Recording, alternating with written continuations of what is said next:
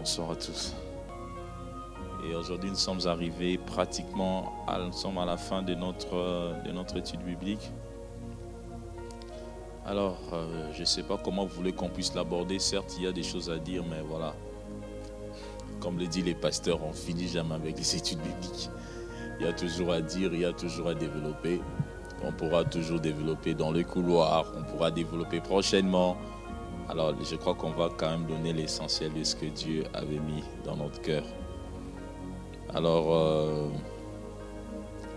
le temps pour moi d'ouvrir mes slides.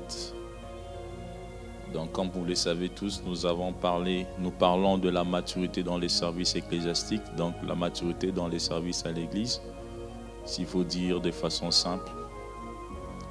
Alors, nous l'avons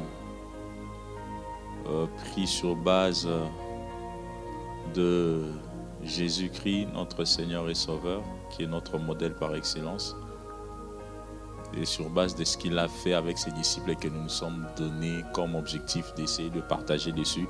Nous avons voulu cette étude assez pratique, voilà pourquoi nous avons pris pas mal d'exemples qui touchaient un peu à la vie, à notre vie, comme ouvrier du Seigneur, comme serviteur de Dieu.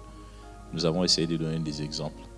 Alors sans plus tarder, vous allez, si la communication avec moi, me redonner la matrice de la maturité. C'est ce que nous avons développé la fois dernière. Lorsque nous parlons de matrice de la maturité, c'est simplement un cadre qui nous permet de comprendre comment peut évoluer la maturité, comment est-ce qu'on peut mettre en place un cadre qui peut aider les personnes à atteindre la maturité. C'est le slide 9. Donc, en fait, c'est un peu ça la matrice de la maturité. Et comme vous le savez avec moi, donc, nous avons commencé à définir les concepts. Le chapitre 1er, c'était définition des concepts. Chapitre 2, c'était la maturité spirituelle. Chapitre 3, nous devons voir le bénéfice de la maturité. Alors, aujourd'hui, nous sommes arrivés à... La fois dernière, nous sommes arrêtés à la matrice de la maturité qui faisait partie du chapitre 2. Alors, sûrement, nos bien-aimés recherchent. Donc, c'est là que nous avons commencé à échanger. Vous pouvez passer ces slides. Passer celui-ci jusqu'au 9e slide. Oui, merci. Jusqu'au 9e.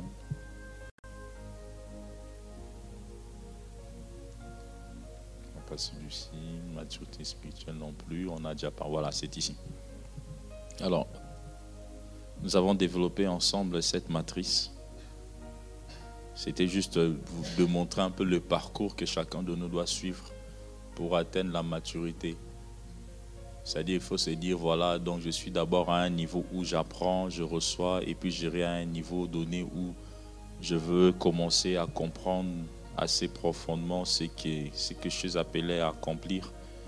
Et non pas seulement que chacun de nous, mais aussi, c'est une façon pour dire même les personnes avec qui nous travaillons, qui ont une certaine expérience, sont appelées à veiller à ce que les personnes avec qui ils sont dans un département, dans une commission à l'église, puissent évoluer. Vous savez, notre croissance ou bien notre maturité ne dépend pas que de nous.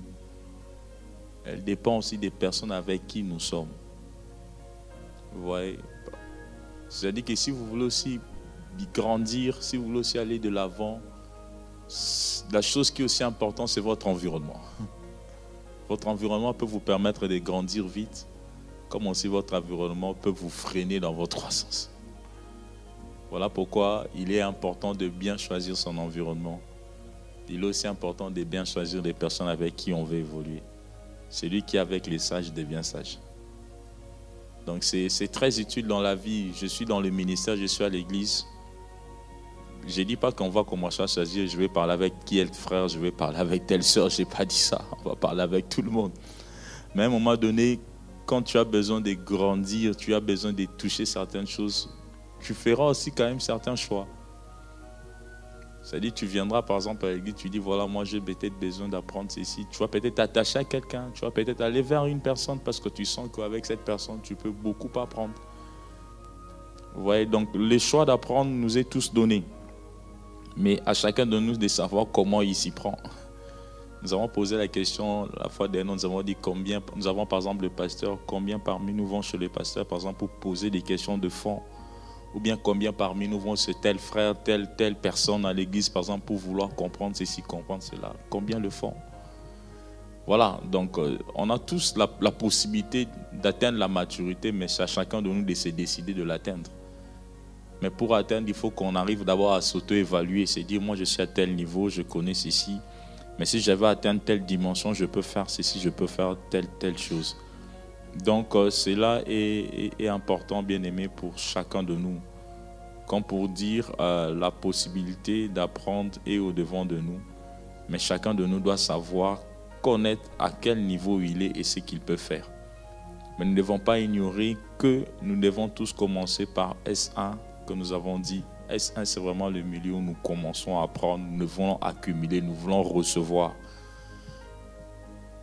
Voilà, donc nous sommes vraiment là en train de recevoir. C'est la même façon que chaque jour quand tu lis la Bible, nous sommes tous à cette position-là. C'est-à-dire que nous voulons comprendre, nous voulons arriver à déceler ce que Dieu veut réellement de nous.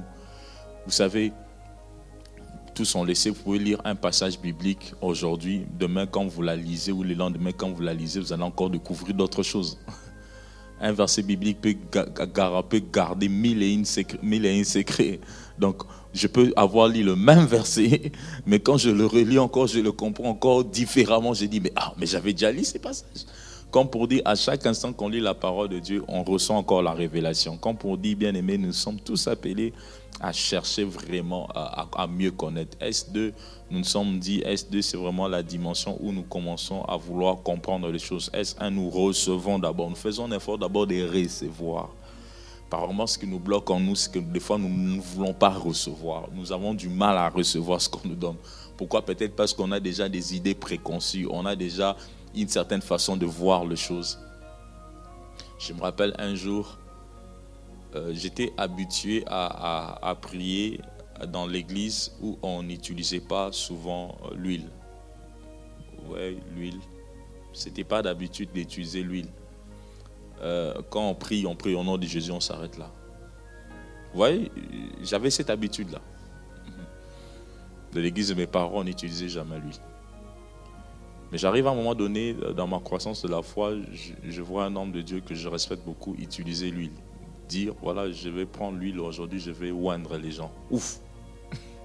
Mais pour moi, c'était d'abord comme un choc, bien que c'est biblique. Hein? Parce que je n'ai pas l'habitude de voir ça. Je dis, mais c'est encore quoi? Pourquoi l'huile? Je sais que c'est dans les Écritures, mais l'habitude fait que je me disais, mais est-ce que ça vaut la peine? Ouais. Donc, si j'étais, je vais dire, si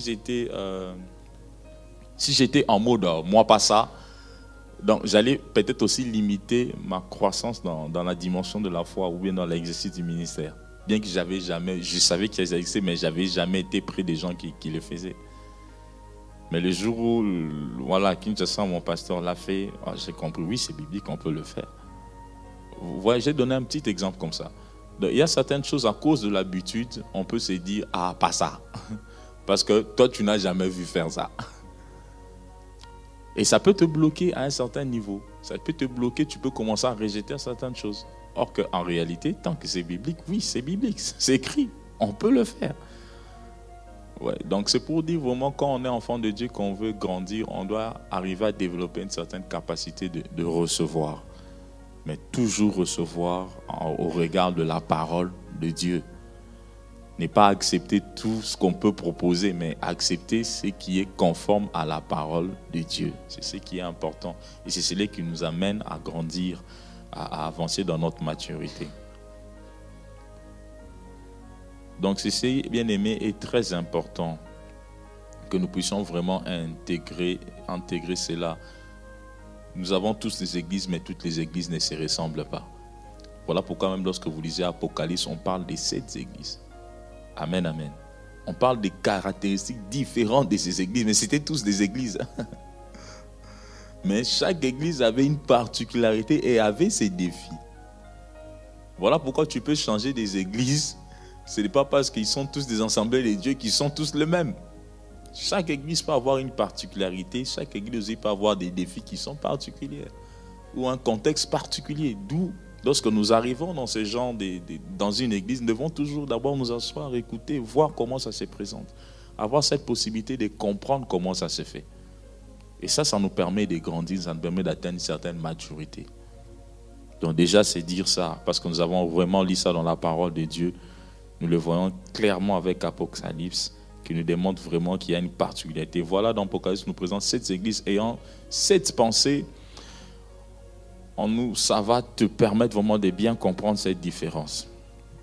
Donc c'est ce qui est important, frère bien-aimé, au regard de ce point. Donc S1, c'est vraiment une posture directive, une posture de suivre, d'écouter, de recevoir. Et nous avons démontré avec Jésus qui dit « Suivez-moi, je ferai de vous pécheurs d'hommes ». S2, c'est vraiment une dimension où voilà, les disciples étaient certes en train de suivre Christ, mais il manquait encore de profondeur. Il a fallu un certain temps pour qu'ils commencent à comprendre les choses. Vous voyez, par moments, on peut arriver, ce n'est pas aussi mal. Moi, je dis souvent à certains chrétiens, j'ai lu la Bible et je ne comprends pas. Non, mais c'est normal. Qu'à tes débuts, tu lis la Bible et que tu as quand même du mal à comprendre. C'est logique. Mais plus tu vas lire, plus le Saint-Esprit va t'éclairer.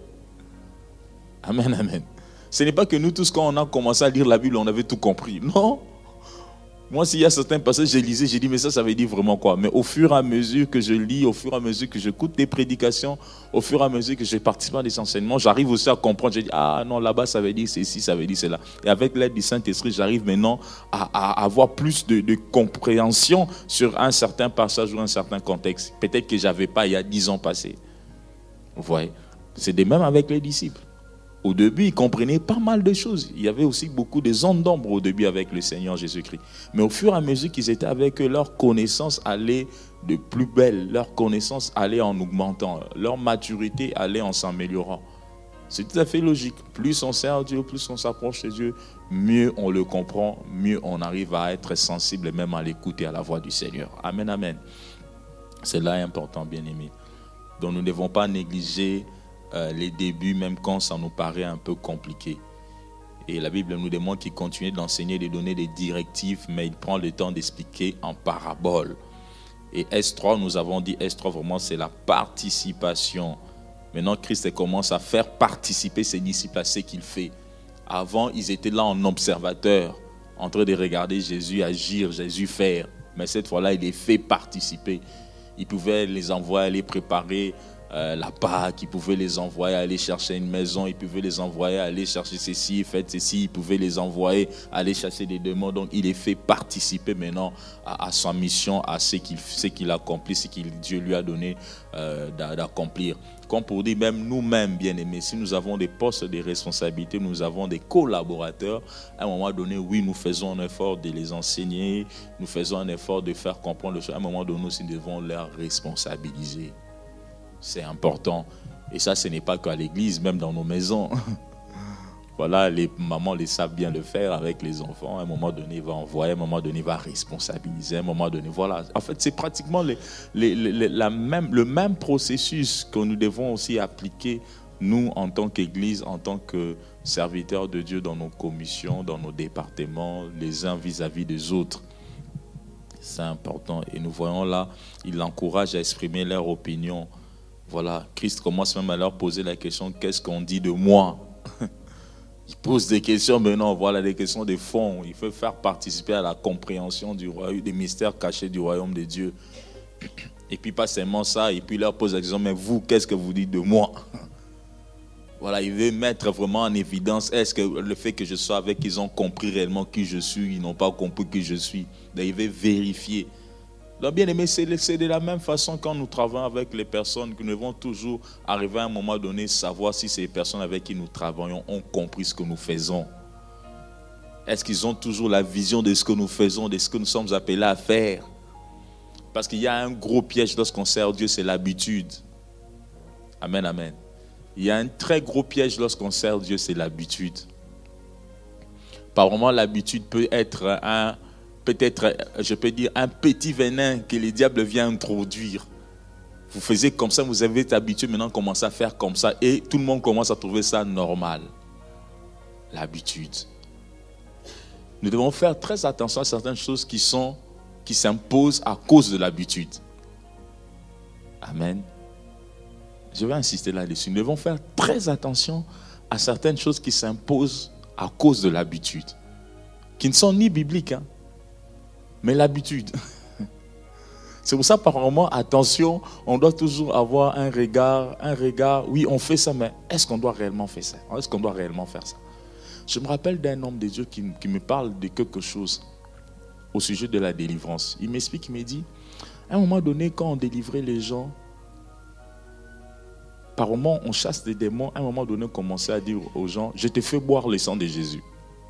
Vous voyez, on délivre quelqu'un, on chasse, on se dit, je te fais boire le sang de Jésus, ouvre la bouche.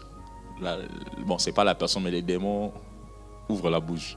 Ah, et quand ils boivent le sang de Jésus, les démons crient, ah!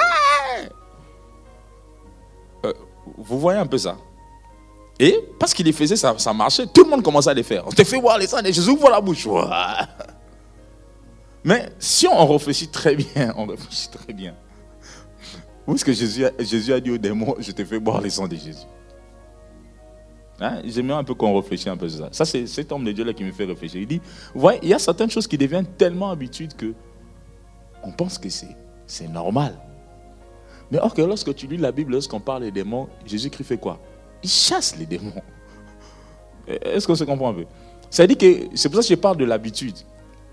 Même lorsque nous servons Dieu, il y a certaines choses que nous commençons à faire par habitude, mais qui en réalité n'ont aucun fondement biblique.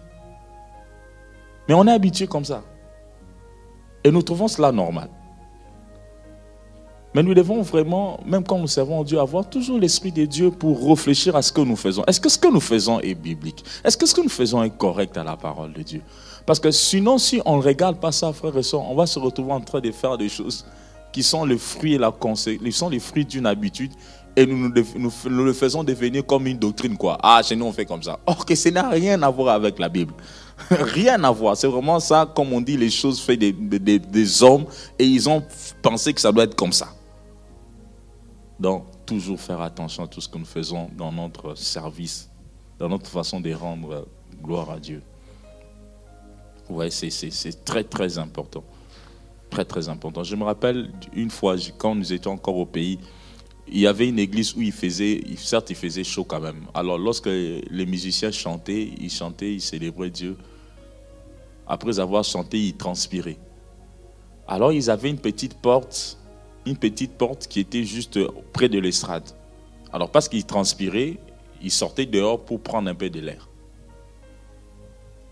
Bon, on peut comprendre. Mais, parce qu'un choriste l'a fait, un musicien l'a fait, chaque fois, et quand il finissait de chanter, tout le monde sortait dehors. Vous voyez un peu, c'est une habitude qui était devenue pratiquement une doctrine, si je peux le dire comme ça. Quand on finissait de chanter, tout le monde sortait dehors pour prendre l'air. Et maintenant, quand ils sortaient dehors pour prendre l'air, là, ça faisait que ça ne sera seulement pas prendre de l'air.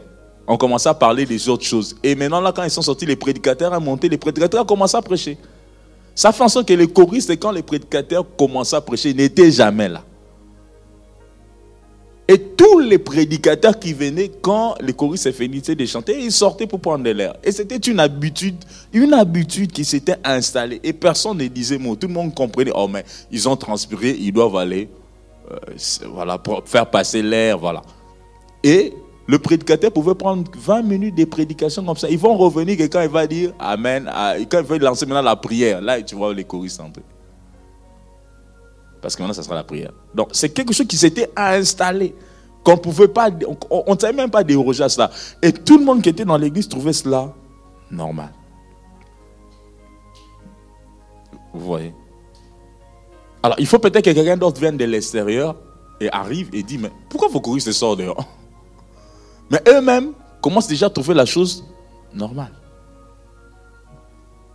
Bien aimés, nous devons faire très très attention lorsque nous servons Dieu. Parce qu'il y a certaines choses qui sont simplement un phénomène humain qui vient et qui s'intègre et qui s'impose. Et nous l'adoptons. Et pour nous, nous trouvons que non, mais c'est logique. Non, mais ce n'est pas logique. Ça commence à nous détacher de notre consécration et de notre croissance de notre maturité dans la dimension spirituelle, même organisationnelle. Nous devons faire très attention. Très, très attention. Il y a certaines habitudes. Vous allez aller dans d'autres églises, par exemple, lorsque le culte commence. Le culte va commencer, mais l'homme de Dieu, celui qui vient, ne viendra que quand il veut, plutôt quand il doit prêcher. Ou bien quand il entre, tout le monde s'élève. Bon, je ne suis pas contre. Mais réfléchissons quand même, réfléchissons. On est dans un culte. Je nous amène à réfléchir. C'est la maturité dans les services de Dieu. On est dans un culte. Le culte a commencé, les gens chantent, les gens louent. Mais lui, quand il vient, tout le monde s'élève. Je me pose bien des questions. On s'élève parce que c'est lui. Bon, je ne vais pas entrer dans tout ça. Mais c'est une façon de réfléchir. Voilà, nous sommes enfants de Dieu. Même quand nous servons Dieu, nous devons vraiment réfléchir à ce que nous faisons. Mais vous allez voir que dans d'autres églises, c'est comme ça. La louange, l'adoration, merci beaucoup. La louange va commencer, les gens vont adorer, les gens vont louer Dieu. 10 minutes avant la prédication, c'est maintenant que le pasteur, l'homme de Dieu va entrer et tout le monde va s'élever. Même s'il y avait un chant, et puis il y a même un chant qui est annoncé, donc on chante les chants en fonction de lui qui vient. Quand il vient maintenant, tout le monde s'élève, on l'acclame, dit on s'assoit 10 minutes, il commence sa prédication. Vous voyez, c'est une habitude dans leur façon de faire, mais qui est pratiquement devenue quelque chose de normal. Voilà pourquoi je parle de certaines habitudes dans nos églises, certaines habitudes dans notre façon de nous comporter, certaines habitudes qu'on voit faire si souvent. Nous devons toujours nous remettre en question dans notre façon de servir Dieu. Est-ce que ça doit être réellement fait comme ça? Est-ce que je dois toujours faire comme ça? Est-ce que nous devons toujours faire comme ça? Parce que nous voulons évoluer dans notre façon de craindre Dieu et d'aimer Dieu. Mais nous devons faire attention aux habitudes, frères et sœurs. Des habitudes que nous intégrons, que nous adoptons, qui étaient peut-être dues à une certaine circonstance, mais que nous permettons d'évoluer. Et on ne sait plus s'en détourner. Et lorsque quelqu'un vient pour dire, mais pourquoi vous faites ça? On sent comme s'il était contre. Non, il ne sait pas qu'il est contre. Mais c'est que nous, on est déjà déformés dans notre façon de voir les choses. Ça nous a déformés. Voilà pourquoi nous devons être vraiment prudents. Toujours servir Dieu en fonction de la parole de Dieu. Et prendre Christ et Jésus pour exemple. Comment Jésus-Christ lui-même s'est comporté. Comment il faisait, bien aimé. Toujours se regarder par rapport à Jésus-Christ. Nous saurons avoir et adopter les bons comportements. Alors nous allons parler de la participation. Quatrièmement, nous allons parler de la délégation. Là, nous voyons vraiment que Jésus-Christ est tenté de déléguer. Son rôle devient celui d'un guide spirituel absent physiquement. Là, nous voyons que Jésus-Christ devient absent physiquement, mais présent spirituellement, avec ses disciples. Là, la délégation, la partie 4, S4, c'est vraiment la délégation, c'est lui qui est en bleu. Donc, il délègue. Christ n'est plus là, mais il délègue. Mais il est présent spirituellement. Il dit, allez-y, allez-y, faites. Les disciples ne voient plus qu'il est là. Voilà, notre sécurité est là. Ah, si ça bardait aujourd'hui. Non, il n'est pas là. Il leur laisse aller. En d'autres termes, voilà, c'est une démonstration que j'ai confiance en vous. Il leur permet de prendre les choses en main et de progresser. Bien aimé, c'est très important pour nous. Voilà pourquoi, frère, c'est même dans ta croissance à toi. Oui, j'ai un problème, j'appelle le pasteur. C'est pas mauvais. Pasteur, prie pour moi. Pasteur, prie pour moi. C'est bien, mais une autre fois aussi, voilà, les enfants sont malades. Toi d'abord, impose d'abord toi-même d'abord les mains. T'es pas seulement oublié, pasteur, caméra, pasteur, regarde, prie pour les enfants. Je refuse pas, c'est bien. Mais à un moment donné aussi, même Christ a laissé ses disciples physiquement, mais il était là spirituellement. Voilà, prends tes mains, impose tes enfants les mains et prie pour eux. Amen, amen. Oui, même Jésus a fait ça avec ses disciples. Il les a laissés s'engager, il les a laissés progresser.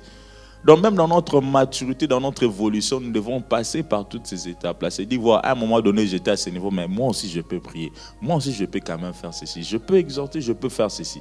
Donc Jésus veut nous voir atteindre ces genres de niveaux, ces genres de dimensions. Donc frères et sœurs, c'est important. Vraiment, on n'a pas beaucoup de choses à dire encore là-dessus. Il y a beaucoup de choses, ça va, comme pour dire, quand nous prenons les 4 étapes, nous étions bébés spirituels, enfants spirituels, jeunes spirituels, maintenant nous atteignons la posture de la maturité en tant que disciples.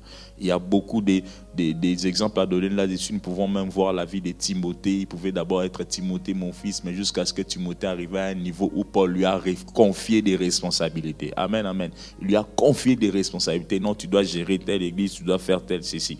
Donc, frères et sœurs, cela est important de considérer ces 4 étapes. Et chacun de nous peut se positionner, je ne sais où, par rapport au ministère qu'il a, par rapport à son positionnement à l'église, par rapport à Christ. Chacun de nous peut toujours trouver, moi je suis maintenant à tel niveau, moi je suis maintenant à tel niveau.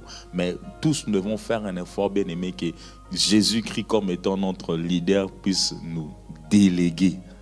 Puisse y être, vous êtes mes représentants, vous êtes mes ambassadeurs, vous êtes les sels de la terre, vous êtes la lumière du monde. Déjà là, c'est une dimension de délégation. Vous êtes dans le monde, mais sachez que vous n'êtes pas du monde. Déjà, Christ nous a délégués. Il nous donne déjà une posture de délégation. C'est-à-dire que vous êtes mes ambassadeurs.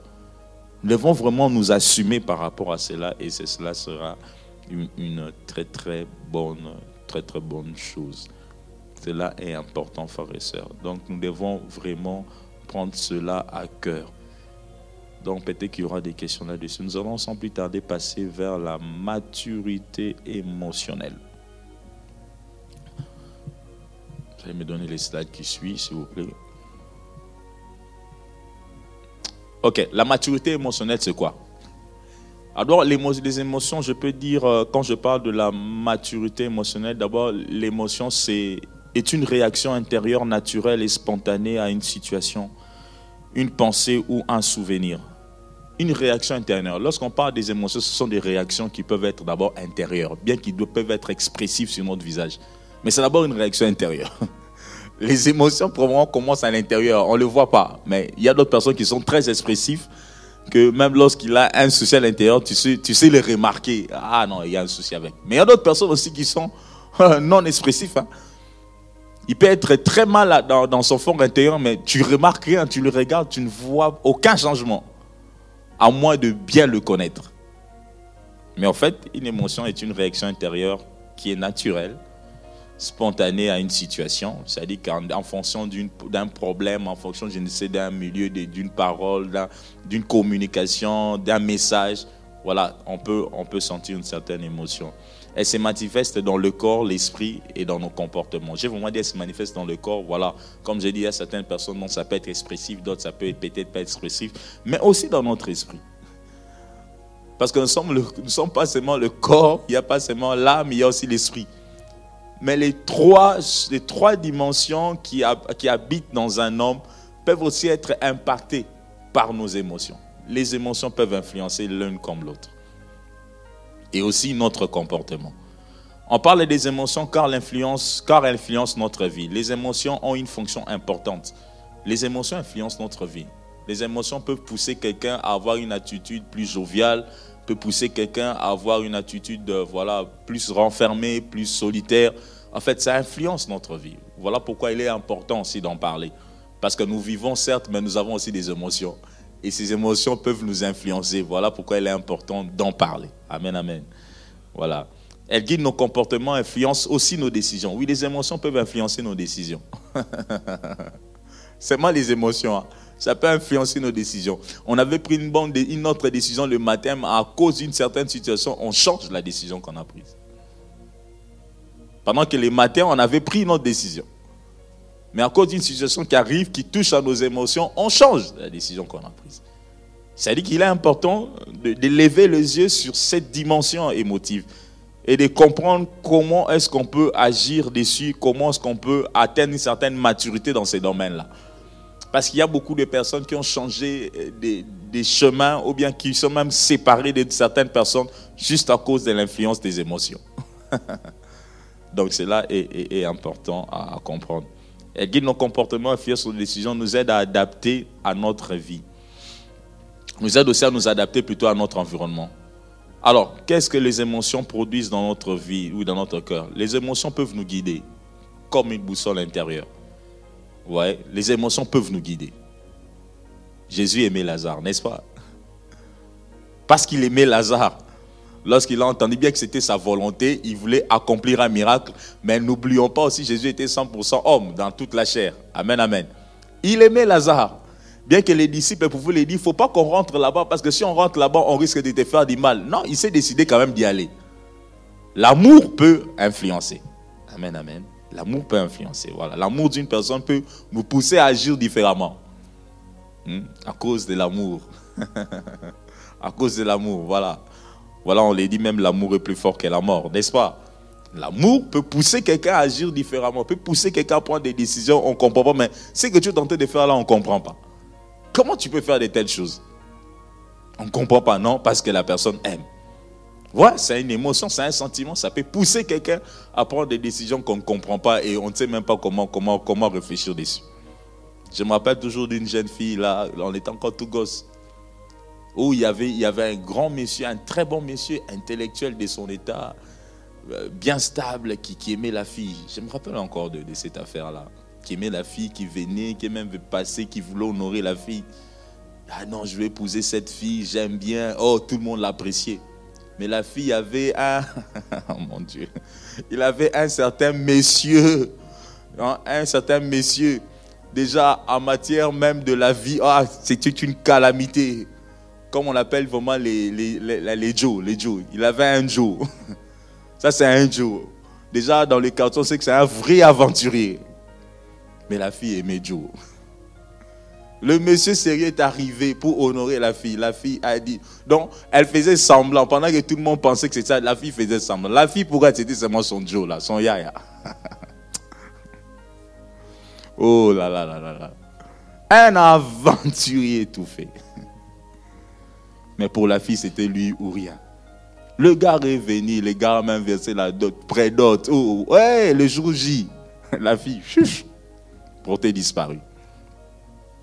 À cause de son Joe. L'amour. Ça peut pousser à prendre certaines décisions, on ne comprend rien. Mais tout le monde faisait réfléchir. Mais regarde ces messieurs. Tu as l'avenir. Ouais. La fille, c'était seulement son Joe. Jusqu'à aller tomber enceinte. C'est compliqué. Compliqué. Et jusqu'à perdre. Et les messieurs, les Joe l'ont engrossé, les Joe sont engrossés, ils n'avaient rien. Les Joe est allé même à l'armée parce qu'il n'avait rien. Il est devenu militaire. Quand on dit tu deviens militaire, tu dois aller en formation. Il m'a dit pendant 3 ans, elle débattait avec l'enfant, montait, descend. Tout le monde l'a regardé, il disait, mais toi vraiment, on ne comprend rien. Il était né qu'à son Joe. Un aventurier. Et aujourd'hui, la fille est nulle part.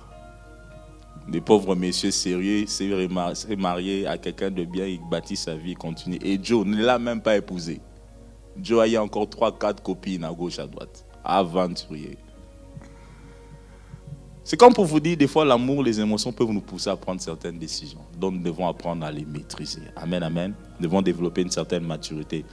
Les émotions nous guident, elles nous alertent. Les émotions nous connectent aux autres aussi. Par l'empathie, les émotions nous aident à prendre des décisions. Donc, frères et sœurs, voilà pourquoi nous voulons réellement mettre un peu un point sur la maturité qui est important. Nous allons prendre Proverbe chapitre 15, le 32e verset, s'il vous plaît.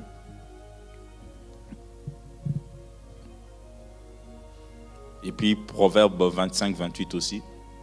Voilà, celui qui rejette la correction méprise son âme, mais celui qui écoute la réprimande acquiert l'intelligence. Celui qui rejette la correction méprise son âme. Vous voyez, par moment, à cause d'une certaine correction, on peut peut-être nous dire quelque chose qui peut-être nous prononce la mal, et peut-être la façon dont ça a été dit. Vous voyez, il y a beaucoup de choses, peut-être nous sommes à l'église, il y a quelqu'un qui vient, oh non frère, ça se fait, on ne fait pas comme ça, on ne fait pas ceci. Mais c'est une correction certes qui peut arriver. Mais peut-être la façon dont ça a été dit, là tu te regardes, tu dis, est-ce que la personne connaît mon âge? Il connaît mes études que je fais, il sait d'où je viens. C'est seulement si on s'est rencontrés là, c'est à l'église, si on était dehors, est-ce qu'il pouvait me connaître? Hein? Comment il peut me permettre de se dire cela? Voilà, si ce n'était pas l'église, est-ce qu'il pouvait même appeler? Est-ce qu'il pouvait même avoir mon numéro? Vous voyez comment les choses se disent, hein? Je vous dis tout ce qui se dit. Moi, j'ai grandi dans l'église. Hein? Je suis un enfant de l'église. Ça s'est dit comme ça. Vous voyez? Et là, maintenant, ça t'empêche de voir la correction qui t'a été accordée. Tu t'entends maintenant plus de travailler sur ton ego. Et ça, c'est les diables qui viennent souvent comme ça. Comment il peut te parler comme ça? Même ton père ne te parle pas comme ça. Même ta mère n'a jamais. Même ton grand frère. Là maintenant dans ton cœur, ça fait quoi? Ça bouillonne. Tu ne vois même pas la correction qui t'a été faite. Tu ne vois même pas l'orientation qu'on était en train de te donner. Là, c'est les diables qui travaillent de sorte que tu puisses seulement rejeter cela. Or que c'était une correction, certes, mais peut-être que si tu gardais la leçon qui t'avait été donnée, ça te permettrait d'évoluer, de croître, d'atteindre une certaine maturité dans ta croissance, dans ta consécration avec Dieu. Mais parce qu'au fait, le diable est arrivé te mettre tout ce que je déballais là, tout ce que je dis là. C'est ce que tu fais, tu rejettes ça. D'ailleurs, il n'est même pas Dieu. Ah! Amen, amen.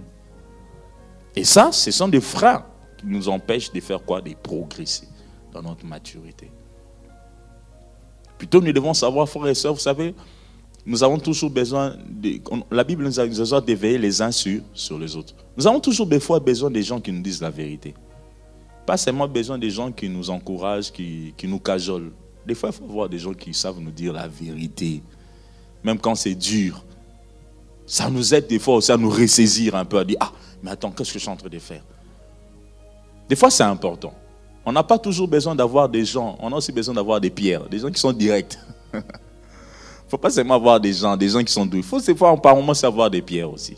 Ça nous aide, ça nous aiguise, ça nous permet aussi de comprendre que, ah, ok, ah, quand même, voilà, je peux quand même, voilà. Et c'est important, toujours voir les bons côtés des choses, ne pas prendre les à côté, mais prendre les messages. Vous savez, dans la façon de parler, tout le monde ne parlera pas. En fait, nous ne parlons pas tous de la même façon. Nous n'avons pas tous aussi les mêmes tempéraments dans la façon de parler. Mais l'important, c'est de quoi? C'est de prendre la leçon. En fait, quel est le message central que je dois retenir? Je dois laisser de côté tout ce qui peut me déstabiliser. Mais quel est le message central qu'on a voulu me faire passer? Mais que peut-être ça peut être passé dans une configuration qui n'est peut-être pas assez catholique. Je prends un peu les extrêmes. Hein? Juste pour nous faire comprendre que oui, le problème c'est de recevoir la pensée.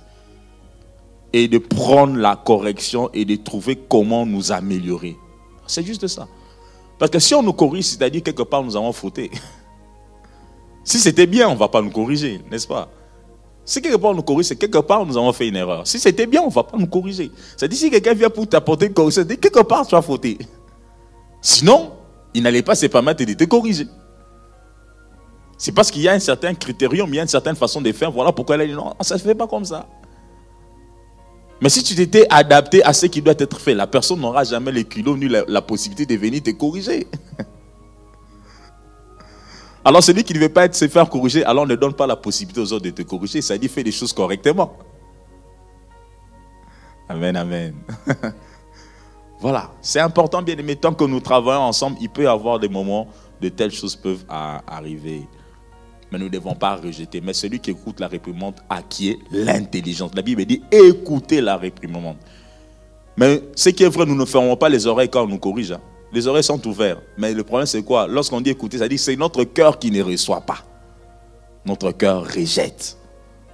Nous avons les oreilles ouvertes. Ce n'est pas que nous avons les oreilles fermées. Les oreilles sont ouvertes. Mais plutôt c'est notre cœur qui ne reçoit pas la correction. Or que la réprimande, la correction, ça pour nous aider, bien-aimés, à acquérir l'intelligence.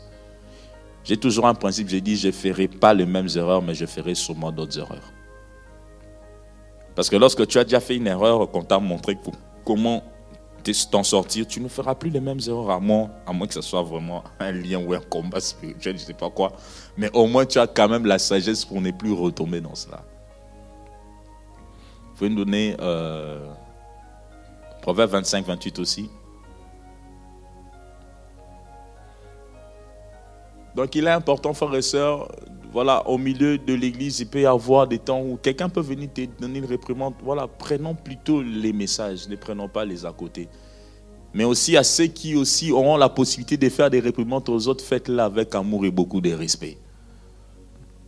Amour et respect. Ça c'est important, amour et respect. Vous savez, l'église, c'est vraiment un lieu où, moi j'ai toujours dit, l'église c'est aussi une école en fait. Une école où on apprend à se gérer, on apprend à se respecter, on apprend à trouver les justes milieux. Parce qu'en réalité, lorsqu'on se rend compte à l'église, quand on regarde, quand on sort de l'église, on se rend compte que celui-là, il est ministre, celui-là, il est président, celui-là, il est professeur, celui-là, c'est une maman responsable. Hein? Oh! Mais l'église nous met un peu tous au même piédestal parce qu'on est enfant de Dieu. Mais quand même, n'oublions pas quand même que nous devons un certain respect à certaines personnes. Petits ou grands, on doit se respecter les uns des autres. On ne doit pas nous écraser aussi. C'est pas qu'au nom de... Parce qu'on est à l'église, non, parce que voilà, moi, Rémi, je suis responsable, donc je vais faire n'importe quoi. Non. Quand même du respect aussi. C'est important. Pour nous tous, même celui qui est le plus jeune, respecte quand même. C'est pas parce que tu chantes à la chorale avec tel, donc voilà, on est maintenant des amis. Non. Quand même un certain respect, une certaine limite même. Ça aussi, c'est important. Ça nous permet aussi d'atteindre une certaine maturité. Une maturité que j'appelle relationnelle, au fait. C'est hyper important que nous puissions considérer cela. Le respect et à l'amour, c'est toujours important, frères et sœurs, pour nous tous dans notre façon de croître. Oui, 25-28. Comme une ville forcée et sans muraille, ainsi est l'homme qui n'est pas maître de lui-même. Lorsque tu dis l'homme qui n'est pas maître de lui-même, je prends dans les contextes émotionnels. Ça veut dire que lorsque tu commences à laisser les émotions te conduire, tu n'es plus maître de toi-même. C'est maintenant les émotions qui commencent à te guider. Or que nous devons faire très attention dans l'œuvre de Dieu avec la gestion des émotions. Très, très attention. Parce que les diables passent souvent par là. Les diables passent souvent par là. Ils peuvent faire monter un petit truc comme ça. Tu t'enflammes et tu manques ta consécration du culte. Tu rates même ton culte. Tu viens en culte, tu arrives, tu entres, tu devais servir Dieu à l'accueil. Voilà, il y a un bien-aimé qui arrive. La sœur Nina l'a dit, wow, mon frère, tu dois aller comme ça. Vous m'avez dit, mais c'est quoi? Oh my God.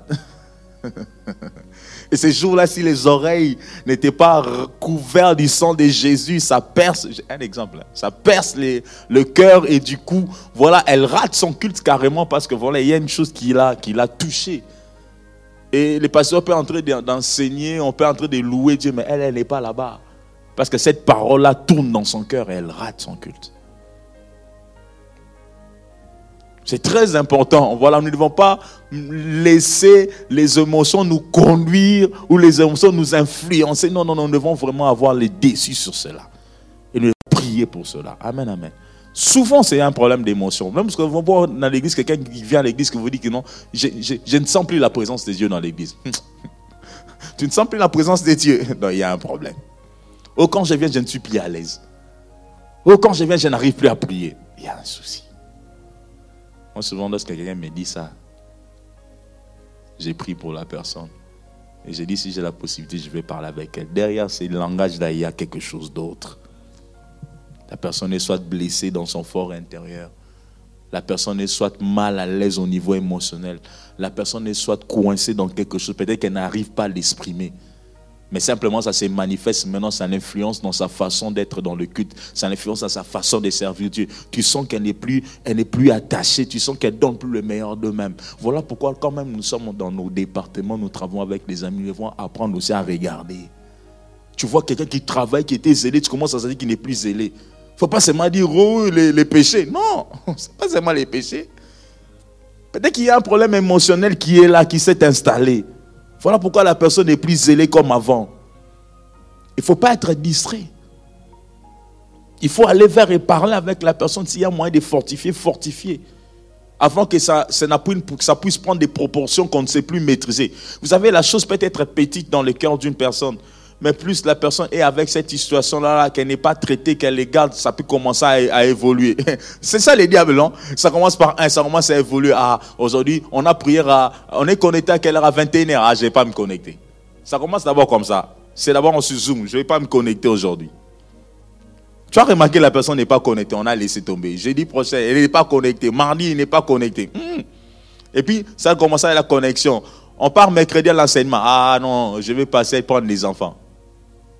C'était d'abord sur Zoom. Maintenant, c'est mercredi, je vais passer prendre les enfants. Vendredi, je vais prier en ligne. Voilà comment ça s'accumule. Et puis dimanche, je vais venir que les dimanches. La Pentecôte, c'est quand? La Pâque, c'est quand je viendrai. Et puis, la personne ne vient plus. C'était quelque chose qui était tout petit, mais qui prend des proportions. Parce qu'en fait, il y a un problème émotionnel qui n'a pas été traité à temps. Amen, amen. Voilà pourquoi nous devons veiller les uns sur les autres. Nous parlons de la maturité émotionnelle, bien aimé, parce que c'est important. Nous devons comprendre les enjeux de nos émotions lorsque nous servons Dieu. Nous devons comprendre l'utilité et la portée et l'impact qu'a nos émotions lorsque nous servons Dieu, parce que nous servons avec les hommes et les femmes. Voilà pourquoi nous devons, à un moment donné, travailler, prier Dieu de nous donner la maîtrise de soi, la maîtrise des émotions. Donner à Dieu, Seigneur, donne-moi une grandeur de l'âme, donne-moi la capacité de filtrer. Moi, des fois, j'ai prié Dieu, j'ai dit, Seigneur, mets dans mes oreilles les filtres. Tu peux me lancer un truc, j'ai dit, ah, my God, au nom de Jésus, mets les filtres. Que ça ne m'affecte pas dans ma consécration, dans ma façon de servir mon Dieu.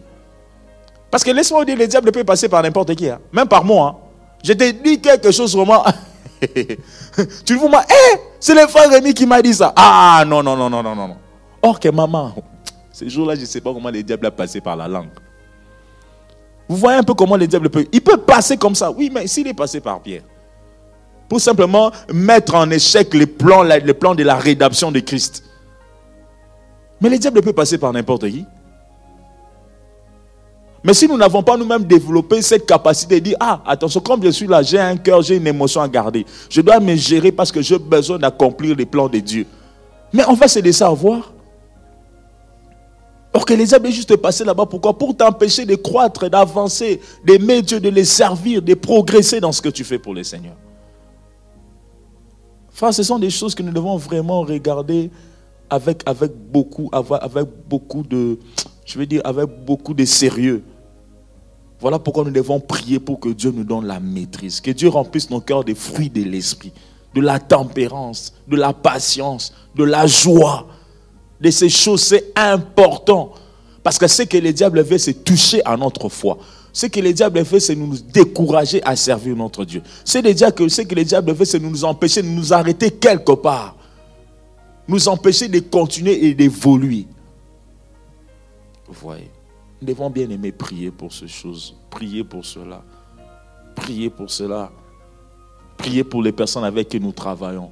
Je ne veux pas être la pierre d'achoppement pour mon frère. Je ne veux pas aussi que mon frère soit la pierre d'achoppement pour moi. Amen, amen. Je ne veux pas être une pierre d'achoppement pour mon frère, ni pour ma soeur. Je ne veux pas aussi qu'il soit une pierre d'achoppement pour moi. Seigneur, j'ai prié pour ça. Garde-moi. Garde-moi. Parce que vous savez, nous avons tous des tempéraments différents. Il y a certaines personnes, ils sont m'en foutistes. Ma femme me dit toujours, c'est ma femme, toi tu es m'en foutiste. Oui, moi j'ai cette capacité d'être m'en foutiste. Mais voilà, c'est pas venu comme ça. J'ai dû prier. Par moment, Dieu est dans les cieux. Je l'appartiens, j'avance. Je ne vais pas arrêter ma course. Vous voyez. Mais certaines personnes aussi ne sont pas comme ça. Certaines personnes prennent en compte tous les détails. Il y a d'autres personnes qui s'en foutent. Il y a d'autres personnes qui regardent les détails, qui regardent tout ce qui se passe. Il y a d'autres personnes qui sont sensibles. Non pas qu'ils sont sensibles parce qu'ils ont voulu être sensibles, mais c'est des bases de leur vie. Il y a certaines personnes, vous savez, il faut des fois vous comprendre. Il y a certaines personnes, par exemple, qui ont connu une enfance, qui ont connu beaucoup de choses dans leur vie et qui sont pratiquement devenus trop sensibles. Ce n'est pas leur faute. C'est un cumul d'événements qui les ont rendus comme ça. Et voilà pourquoi lorsque nous travaillons ensemble, nous devons aussi nous connaître. On ne doit pas seulement on prie, on rentre. Non.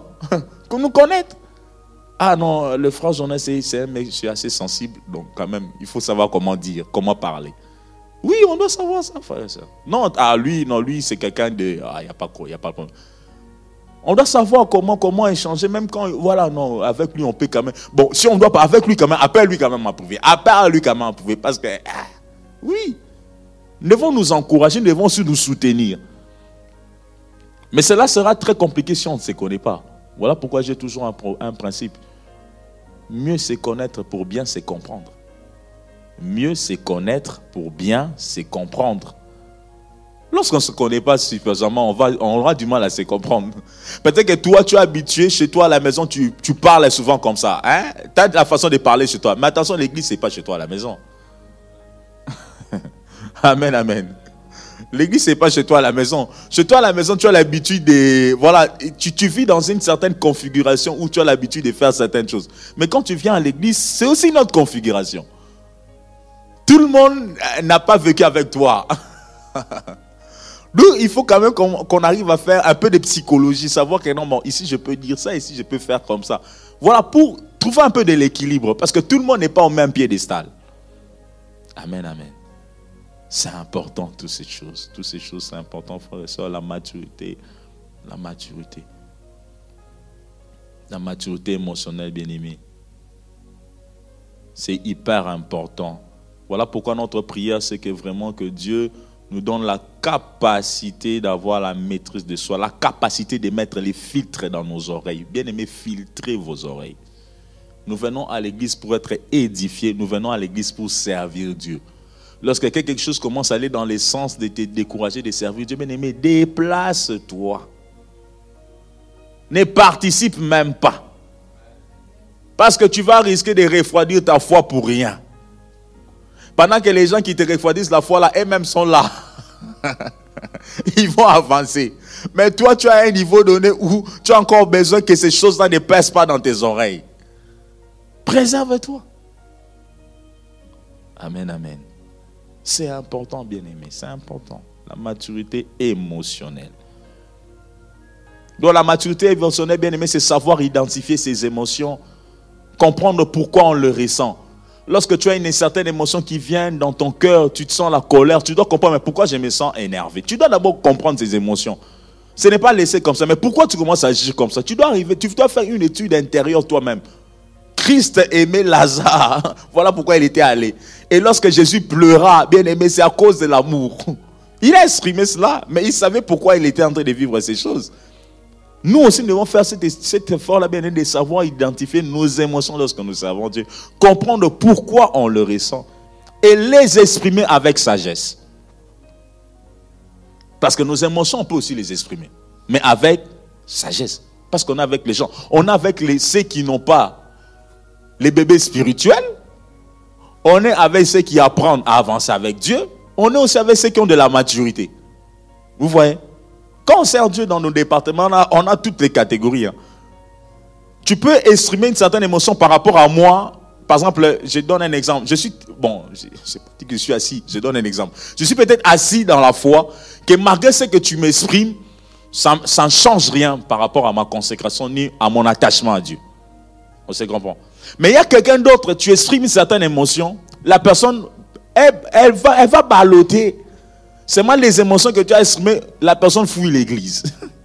Ou la personne ne veut même plus servir. Parce que toi, tu t'es retrouvé là-bas, tu as dit, ah, on était avec les frères Rémi, il nous a fait gêner 3 jours. Et puis on est arrivé ces jours-là, il m'a même parlé comme ça. La personne dit, ah, les frères Rémi, il est comme ça, je ne veux plus y aller. Est-ce qu'on se comprend? La personne se détache même de l'œuvre qu'il devait faire. Parce que c'est moi, il a entendu que les frères Rémi font ceci. Nous devons vraiment exprimer nos émotions avec beaucoup de sagesse. Parce qu'on est dans un environnement où nous tous n'avons pas les mêmes niveaux. Nous n'avons pas tous la même consécration. Nous n'avons pas tous la même appel. Nous ne sommes pas tous passés par les mêmes expériences. Cela est très important pour nous permettre, nous tous, d'atteindre une certaine maturité spirituelle.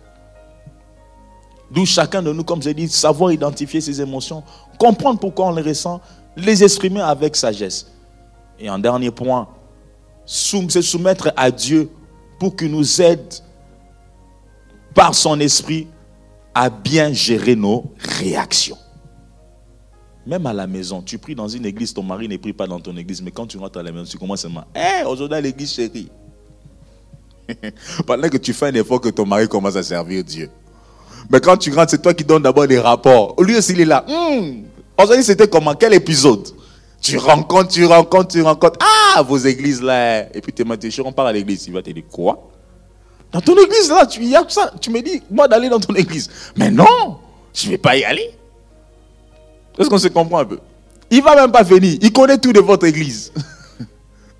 Bien que toi, tu fais un effort de l'inviter, tu veux même les gagner. Oh, viens chérie, on va servir Dieu. Mais tout ce que tu rapportes à déjà, ça les décourage. Il dit, je vais aller chercher quoi dans votre église? Amen, amen. De la maturité dans la gestion de nos émotions. Exprimons cela avec beaucoup de sagesse, toujours en sachant qui est tout autour de nous. Vous savez, même moi, dans ma croissance spirituelle, il y a certaines choses que je ne savais pas. Il y a certaines choses que je commençais à savoir à un certain niveau. Parce que les responsables avec qui j'étais ont compris que non, maintenant on peut lui dire certaines choses. Il y a certaines choses qu'on vient, on veut te dire, on dit, on prend seulement certaines. Vous êtes ensemble, on voit seulement, on appelle des trois, venez d'abord.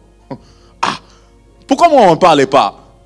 Ces gens n'aiment même pas. Non, c'est pas qu'ils t'aiment pas, ils te préservent. Je ne sais pas si j'ai entendu parler à quelqu'un. Il y a certaines situations, les gens ils disent pas, mais pourquoi on me dit pas? C'est pas qu'on t'aime pas, non, on te préserve. Parce qu'on se rend compte que si on te dit ça, tu ne pourras pas supporter le poids de cette affaire. Voilà pourquoi tu vas voir dans les églises, il y a des anciens, il y a des sages. Et voilà, il y a toute cette représentation. Il y a des sages, des gens là. Voilà, moi je savais des fois dans l'église, il y a certains problèmes. Quand vous voyez seulement ces papas là. Non, c'est quand tu vois seulement ces papas là venir. Donc il y a un truc sérieux. On était à l'église, on était jeunes. Mais on savait, quand tu vois seulement ces papas-là entrer dans les bureaux du pasteur, ces gens-là viennent pour des cas de force majeure. Même si on ne sait rien, mais on sait que ça, ce sont les vieux sages. Quand ils entrent là, ça dit qu'il y a une situation sérieuse. Amen, amen. Parce qu'on ne peut pas le dire à n'importe qui. Pour préserver les autres, pour garder les uns, parce qu'il y a certaines personnes qui doivent porter cela. Bien-aimé, donc comme pour dire, bien-aimé, la maturité émotionnelle est importante. Je vais juste chuter rapidement. La maturité relationnelle. Je ne sais pas s'il y a un autre slide. Sinon, je n'ai pas regardé les slides. Je suis resté sans mes slides. Est-ce qu'on peut me balancer les slides, s'il vous plaît? Ouais, nous étions au slide.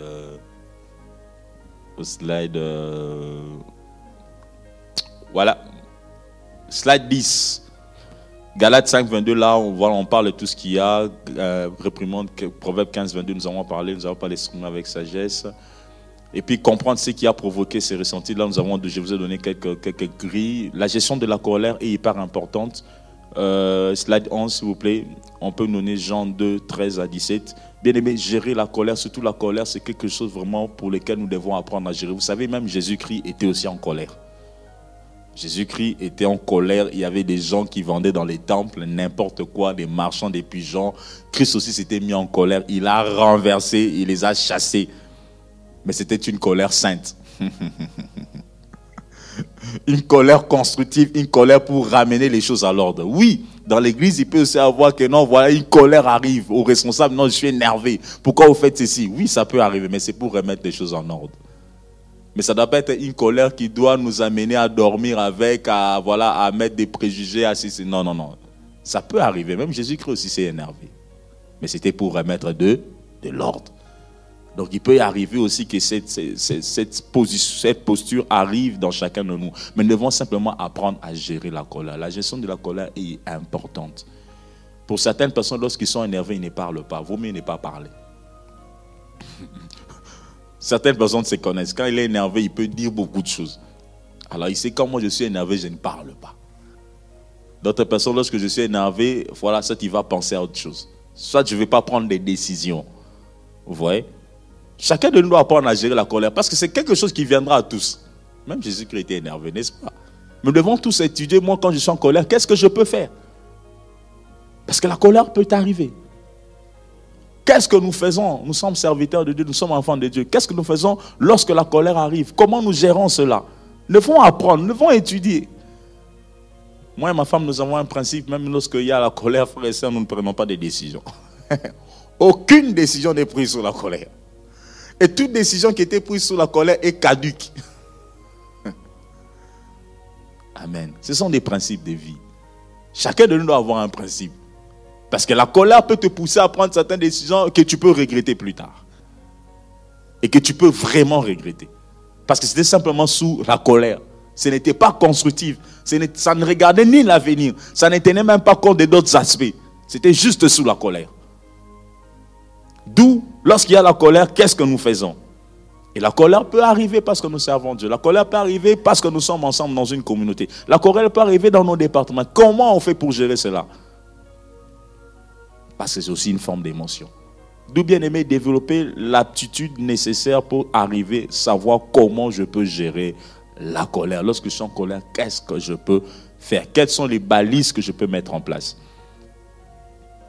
C'est important à chacun de nous, même dans les couples, même dans les relations, même au travail. Chacun de nous, voilà, à diverses dimensions. Mais ici, nous sommes plus dans une portée ecclésiastique. Ça peut arriver, mais comment nous faisons? Quels sont les mécanismes et quelles sont les balises que nous pouvons mettre ensemble pour essayer d'évoluer, de progresser, parce que ça peut arriver. Vous pouvez me donner Jean 2, 13 à 17, nous allons lire là-bas, s'il vous plaît. Et puis nous allons clôturer. Il y a des questions? Oui, il y a des questions, oui. Ouf, Jean 2, 13, 17, c'est loin. Bon, je vais regarder mon téléphone.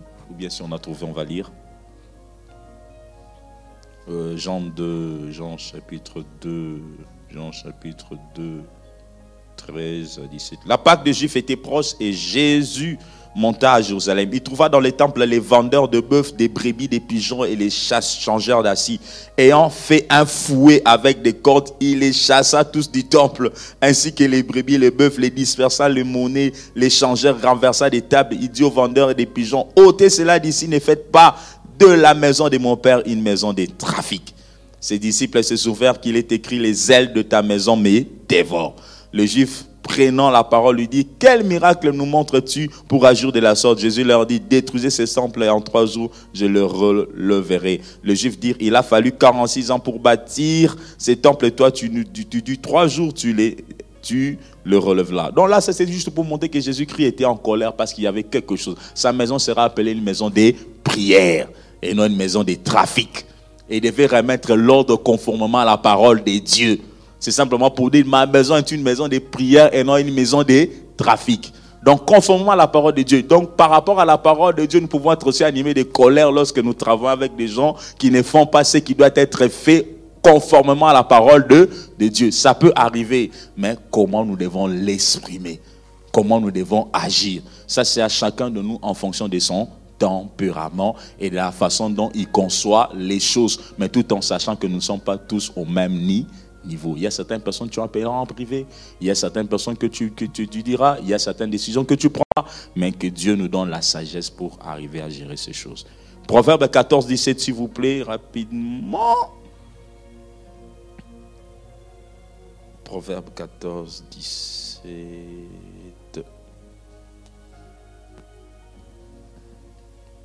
Celui qui est prompt à la colère fait des sottises. Et l'homme plein de malice s'attire la haine. Je peux monter plus haut. Les sages a de la retenue et se détournent du mal. Les sages a de la retenue. Amen, amen. A de la retenue. Ce n'est pas qu'il n'a pas de possibilité, mais il a un peu de la retenue. Je veux faire ceci. C'est dans notre temps, il réfléchit. C'est comme on dit, non? Même pour parler, il tourne dans la langue combien? 7 fois. Le sage a de la retenue. Je peux faire ça. J'ai le droit de faire ça. Mais attends, à un moment donné, réfléchissons. Regardons d'abord. Est-ce que voilà, regarde. Ah, Saint-Esprit, Saint-Esprit. Comment je peux faire? Saint-Esprit, guide-moi. Saint-Esprit, c'est important, bien-aimé. C'est important. Les sages a de la retenue. Voilà. Et c'est des tours du mal. Mais l'insensé est arrogant, un plein de sécurité. On continue. Le passage qui suit, celui qui est prompt à la colère fait des sottises et l'homme plein de malice attire la haine. Fait des sottises, ouais, fait des bêtises, fait des erreurs. Bien aimé, que ces paroles vraiment nous enseignent, nous amènent vraiment à développer plus de maîtrise, à prier pour cela. À prier pour cela, à mettre des garde-fous, chacun de nous, que ce soit dans les ministères, que ce soit dans nos familles, que ce soit dans nos maisons, que ce soit dans notre relation, à mettre des garde-fous. Alors pour finir, maturité émotionnelle, c'est manifeste la manière dont une personne interagit avec les autres, reflète les valeurs de l'évangile. Je vais finir par là. Pour dire la maturité émotionnelle, bien aimé, c'est la façon dont nous interagissons les uns les autres. Nous devons, bien aimé, refléter les valeurs de l'évangile. Les valeurs de l'évangile, bien aimé, c'est l'amour, le respect, le pardon, la réconciliation, l'humilité, la patience et la vérité. Amen, amen. Voilà, bien-aimé, nous servons Dieu dans un département. Tu as la jeunesse, tu as la chorale, tu as l'accueil, tu as la communication, tu as l'évangélisation. Je ne sais où tu es. Bien-aimé, nous devons développer, bien-aimé, les valeurs de l'évangile. Comment nous parlons, comment nous interagissons, les respects. Nous devons apprendre à nous respecter, frères et sœurs. Amen, amen. C'est important. Vous allez voir souvent dans les églises, il y a certaines personnes, voilà, surtout avec les jeunes. Là, je vais parler aussi pour les jeunes un peu, en tant que responsable. Les jeunes, ah, parce qu'on est jeune, tout le monde veut écraser. Et toi, viens ici. Oh, mais non. Parce qu'ils sont jeunes. Et parce que ce sont les enfants, tout le monde veut écraser. Non. Amen, amen. Ah, mais aussi, on est jeune, on a des parents. Ce n'est pas parce qu'on est ensemble, on fait les mêmes services, tu oublies que c'est maman. Tu oublies que c'est papa. Non, le respect. Vous savez, quand j'étais à Kenya, j'étais responsable d'une chorale où dans la chorale, il y avait des papas. C'était une chorale, il y avait des mamans et des papas. Ah. Par moment, vous voyez, la chorale a fait quelque chose de pas bien. En tant que responsable, tu devais vraiment... Mais par moment, quand tu te tiens là, tu veux parler, je me rappelle à moi-même, j'ai des papas ici. Oui, parce que la chorale a fauté. Donc, il faut, en tant que responsable, des fois, par il faut donner un coup de poing, vraiment, que tout le monde sente que non, c'est... Mais par moi, tu te rappelles, papa est là, maman est là. Voilà. Tu ne peux pas dire, voilà. Donc, je commence à gérer moi-même. Parce que j'étais aussi jeune, même pas marié, célibataire, bien que j'étais responsable. Ah, là, tu gères. Tu dis, non. Comment je peux faire passer ça? C'est important, bien-aimé.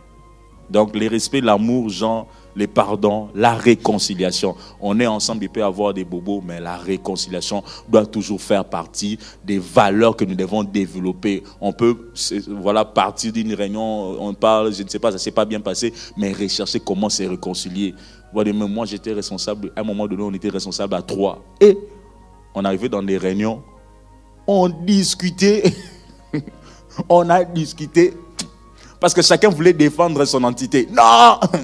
Débat oulé. Tu vois au moment que ça commence à aller dans l'autre proportion. À un moment, on se sépare en quai de poisson. Ça arrive hein, dans l'église, ne vous en faites pas. En quai de poisson, on s'est séparés. Mais à un moment donné, 21 ans, on va s'appeler homme de Dieu. Homme de Dieu, bon, on se voit. On se demande pardon, excuse-moi si c'était pas bien, mais tu sais, parce qu'on prie ensemble et on cherche des solutions. Amen, amen. La réconciliation, c'est important. L'humilité, la patience et la vérité. Donc on est arrivé à la fin de cette étude biblique, la maturité relationnelle. Est-ce qu'on peut prier un peu? On va céder la parole aux questions. Seigneur mon Dieu Tout-Puissant, merci pour cette étude biblique. Yahweh, que nous avons passé depuis plusieurs mercredis et nous avons échangé là-dessus. Nous prions mon Dieu que cela puisse nous apporter, Yahweh, la croissance, la capacité d'avancer et de te servir de plus belle. Dans le nom de Jésus, nous disons Amen. S'il y a des questions. Oui, mon distingué frère. On va clôturer aujourd'hui.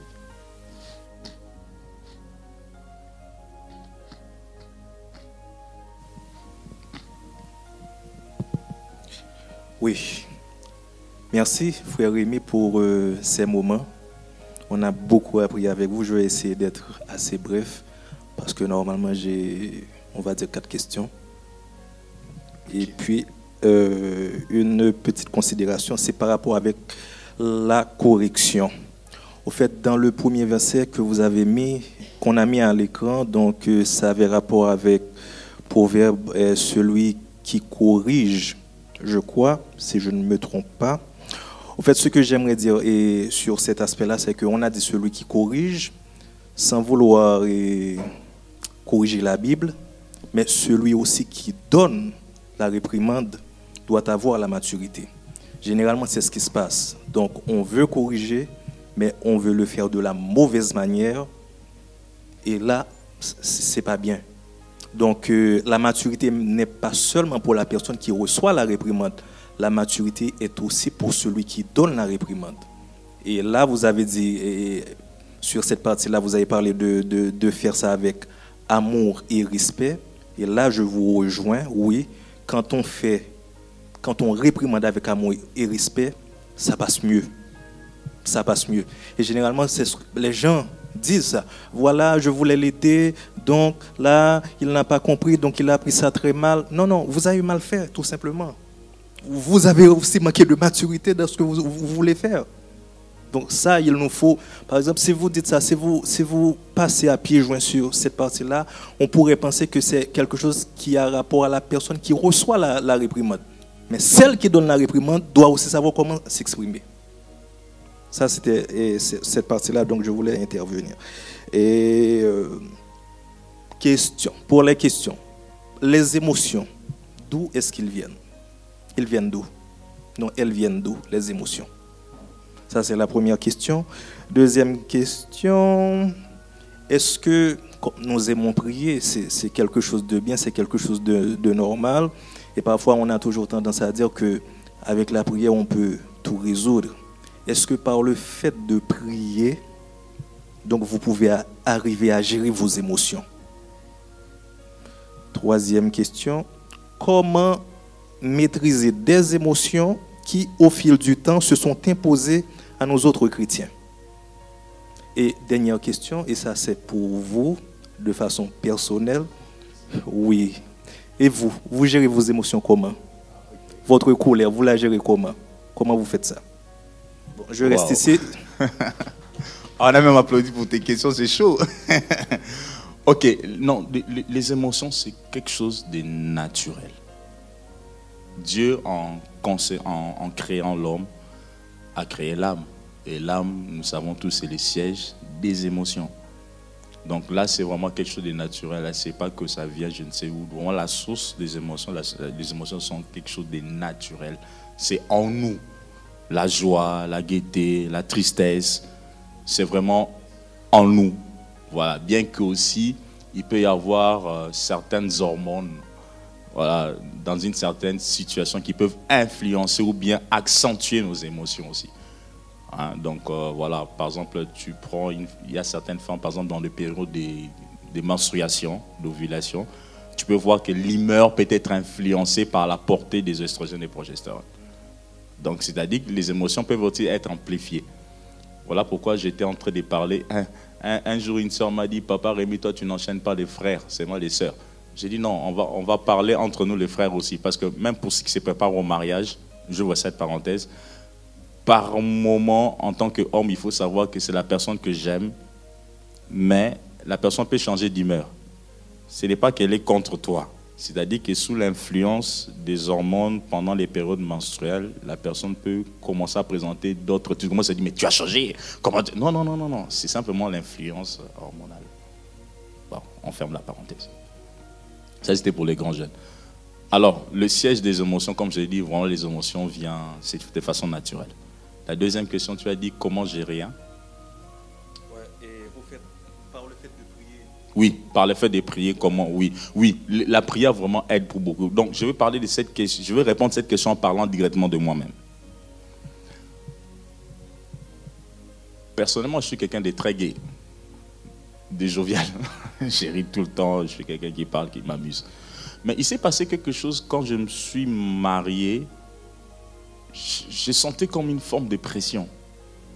Bon, quand je voulais entrer dans les mariages, j'ai senti une forme de pression. J'étais devenu un peu comme quand tu fais un truc. Donc, tu vois, je disais, je vais maintenant quitter la phase de ces jeunes-là, j'aurai des responsabilités. Je me suis mis sous pression moi-même. Jusqu'à tel point que je devenais un peu trop regardant. Ah, tu vois, par exemple, tu faisais passer ces trucs, tu commences à dire non, pas ça, il ne faut pas que je fasse ça. Tu vois un peu. En fait, simplement par ma configuration mentale, je commençais à me dire, je vais se marier, je dois être responsable. Tu vois un peu la pression que ça là. Et ça commençait à m'influencer. Et je commençais à réagir différemment de moi. Et quelqu'un d'autre me dit, mais Rémi, tu commences à changer, qu'est-ce qui se passe? Hey, tu commences à être trop logique. Je suis devenu même hyper logique. Déjà, spirituellement, j'étais logique. Mais là, j'étais encore trop logique. Tu deviens trop logique. Et les gens commençaient à me dire ça, mais je ne me rendais pas compte. En fait, c'était une forme de pression que j'avais moi-même. Et puis par moments, je suis devenu un peu plus sensible, irritable si facilement. Tu vois, facilement. De nature, je n'étais pas quelqu'un d'irritable. Et j'ai maintenant compris ça. J'ai dit non, c'est la pression que je me fais. Frère, moi j'ai commencé à prier pour ça. Moi j'ai prié pour la gestion de ma colère. Là, je peux te dire, j'ai même jeûné pour la gestion de ma colère. Parce que je commençais à me rendre qu'il y a certaines choses que je ne laissais plus passer. Certains trucs que je dis non, ça je ne permets pas. Tu vois, donc j'ai commencé à prier pour la colère. J'ai même gêné moi pour la colère.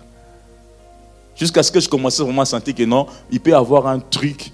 Oh, je suis vraiment zen. Par curiosité, vous avez jeûné pendant combien de temps? Oh, moi j'ai jeûné déjà 3 jours pour la colère. Mais en fait, j'ai prié chaque fois pour demander à Dieu, Seigneur, permets-moi de maîtriser ma colère. Et puis aussi, j'ai quelque chose, quand je me sens coincé, moi j'ai un truc, vu que je suis chanteur, j'ai fait monter une mélodie dans mon cœur. Tu vois, à ce moment dans mon cœur, là, j'ai fait monter un chant. Je vais monter mon chant dans mon cœur. Donc, qu'est-ce qui se passe là? Je ne suis plus là en fait. Je suis connecté au ciel. Donc, vraiment, j'ai fait un effort. Et puis, comme je l'ai dit, je ne prends aucune décision. Si tu veux me taire, je veux me taire. Et tu verras que je ne parle plus. Pendant que je ne parle plus, là, je suis en train de méditer sur moi-même. Seigneur, donne-moi à me maîtriser. Et puis, tu vas voir. Et puis, la chorale, c'est quelque chose d'instant. Voilà pourquoi moi, quand je peux me venir, et puis j'oublie. Et puis, tu vas dire, mais c'est la même personne. Et je suis plus là-bas. Donc vraiment, le jeûne, la prière, moi, ça m'a aidé. Et puis j'ai développé des mécanismes, même quand je suis énervé sous pression, je ne dis rien. C'est pas que je suis, comme on dit... c'est une sorte de refoulement. Ouais, c'est effort de refoulement. C'est pas que je suis devenu insensé, mais simplement, j'ai fait un effort que ça passe, parce que ça va passer. Et puis aussi, moi aussi, mon épouse m'a beaucoup aidé pour ça. Tu vois, et voilà, et aussi des conseils, non, ne suis pas, laisse tomber. Quelqu'un qui te tranquillise. Il ne faut pas être aussi devant quelqu'un qui met de l'huile et des piments et des sels. Ah, là, tu vas encore t'enflammer. Parce qu'il y a des gens qui mettent des piments et des sels. Vraiment. Ah, tu vas aller dans tous les sens. Voilà pourquoi, quand tu es dans ces genres d'état, il faut avoir aussi des gens qui te connaissent. Non, là, il ne faut pas lui parler maintenant. Parce que le problème de la gestion de la colère, c'est aussi les gens avec qui nous sommes dans notre environnement. Si ça, c'est que c'est quelqu'un qui t'énerve beaucoup, tu dois avoir des gens qui savent que tu t'énerves beaucoup. Ils doivent aussi tranquilliser. Non, papa, c'est pas grave. Non, ça va passer. Parce qu'il sait que tu vas t'enflammer. Si tu as quelqu'un, ah, vraiment, ils nous ont fait ça. Ah, voilà, en fait, tu n'aides pas la personne. Donc moi, vraiment, les jeunes et la prière m'ont aidé. J'ai même aimé des mécanismes. Quand ça arrive, je chante, voilà. Il y a une autre question que j'ai oubliée. Pardon, directeur. Comment maîtriser des émotions qui, au fil du temps, se sont imposées à nos autres chrétiens? Ça vraiment, c'est ce que j'ai dit. Il faut vraiment faire un travail sur soi. Il y a certaines émotions qui se sont tellement installées que c'est comme ça. La personne s'est dit, moi, je suis comme ça. Ça, vraiment, il faut faire un travail personnel sur soi. C'est-à-dire, il faut commencer par faire une auto-évaluation. Je suis comment? Même Jésus-Christ a demandé à ses disciples, qu'est-ce qu'on dit de moi? En disant qu'est-ce qu'on dit de moi, c'était seulement pas par rapport à la renommée. Parce que quand on dit qu'est-ce qu'on dit de moi, là, c'est découvrir qui je suis, non? Des fois, on parle avec les gens, qu'est-ce que tu penses de moi? Ah, toi, tu es comme ça, toi, tu es comme ceci, toi, comme ça. Ça nous permet d'avoir une réflexion sur nous-mêmes. Peut-être que nous ignorons. Ah non, tu es comme ça, tu es comme ça. Ah, Seigneur, alors je dois travailler sur ces points, je dois travailler sur ça. Alors, comment je peux travailler sur ces points? Comme on discute là, on a parlé de la colère. Mais il peut y avoir d'autres habitudes. Quelqu'un d'autre, c'est quelqu'un vraiment des négligents. Il y a d'autres gens qui sont très négligents. C'est négligent en termes de comportement. Mais au niveau émotionnel, vraiment, c'est quelqu'un qui peut être froid. Il y a d'autres gens qui sont tellement froids. Il peut y avoir quelque chose de bien. Ton enfant a réussi, tu ne sais même pas dire félicitations. Donc il est vraiment en mode froid. Il y a des gens comme ça, très froids. Mais tout ça, ça se travaille. Il faut d'abord cibler la chose, comprendre pourquoi ça arrive et chercher des mécanismes pour s'en sortir. Les bons mécanismes, on en parle des fruits de l'esprit. Galates 5, 22, dans les fruits de l'esprit. Donc les Saint-Esprit peut nous aider. Mais l'environnement aussi peut nous encourager à changer. L'environnement. Je dis bien l'environnement peut nous aider. Quelqu'un qui n'est pas trop jovial peut se retrouver avec des gens qui sont sous-temps jovial ou bien peut fréquenter des gens qui sont peut-être plus jovial, qui savent un peu plébisciter, encourager par exemple. Par exemple, moi je ne sais pas comment encourager. Je donne un exemple, c'est pas moi. Je ne sais peut-être pas comment encourager l'enfant. Mais je peux me retrouver avec des couples amis. Tu vois comment ils le font. Tu apprends. Tous on apprend les uns des autres. Hein. Tu observes, ça peut t'influencer. Ah, je peux aussi faire comme ci, je peux aussi faire comme ceci. Je pense que c'est bon. Peut-être d'autres dans le couloir.